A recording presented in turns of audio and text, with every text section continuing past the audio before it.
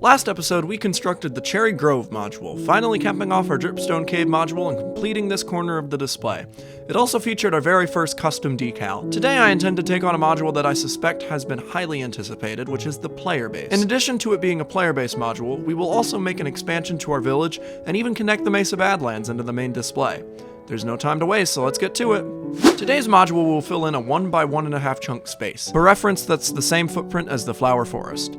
The first thing I did was expand the path of the village. It was very annoying to fit it in. I genuinely spent the better part of half an hour trying to get a path that drops down a block, which was difficult because of how I designed the paths, and it was only 2 blocks. Worth it? I say yes. Now, our major expansion of the village will not be a house, which may disappoint some of you, but unfortunately for them, I do not care. But instead, a well. The well serves as a center point to most villages. Here, it technically isn't really a center point, but I still think it looks cool. I added a ring of path around it, as you will find it in the game, and it was mostly complete.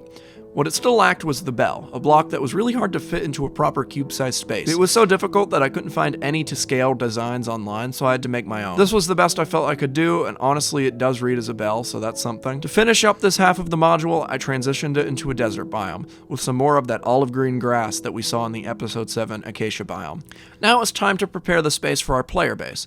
I wanted to go for an early to mid-game design, something big enough that it could technically be permanent, but not necessarily someone's end goal in a world. That point when you've got all your iron armor and maybe like a diamond pickaxe, and you're looking to go to the nether soon. I placed down a cobblestone foundation, and before placing any of the walls, I decided to start decorating the interior.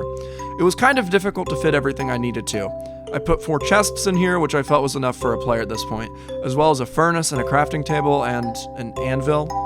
I don't know why I thought an anvil was necessary for a base this small, but whatever. You'll see I also put a cake on a table at that weird corner spot, just to kind of fill in the awkward empty space. At this point, building up the walls was pretty easy. I reused the oak door design I made in the village, but you know what was not easy? The roof, which I spent 30 minutes making. But hey, at least it detaches. Next, I got to work on a fenced-off area for some animals. I had my heart set on making a properly scaled both fence gates and corner fences.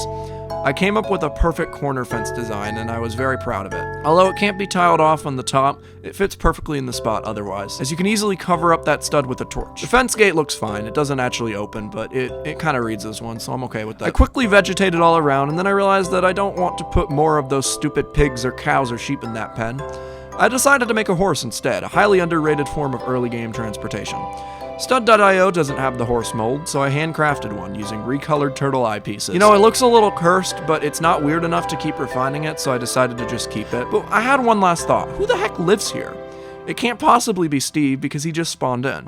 So I decided to include Alex. Now the dynamic duo is reformed. I also gave Alex some chainmail armor for the simple reason that I designed it a while back with custom decals, and I wanted to include it somewhere in this world. You know, something's been bugging me for a while, and I feel like it's finally time to fix it. This world does not have any villagers, so I'm gonna make some custom parts and decals to pull it off. Unfortunately, the Stud.io parts designer does not allow you to edit the iron golem head for whatever reason, so I had to create my own custom piece. It looks slightly odd, I will give you that, but it gets the job done. I also had to build the torso and the legs myself, because Stud.io didn't have the torso piece and I couldn't connect legs to a brick-based torso. Until this viewer saw my post of the custom villagers and told me that the torso was actually in Stud.io. It was just difficult to find. Whatever. Okay, here they are, and that's it for this module. Thank you guys for watching. Next episode will feature the Mushroom Island, so stay tuned as it will be releasing next week. It's rendering time now, so sit back, relax, and enjoy. Catch you later.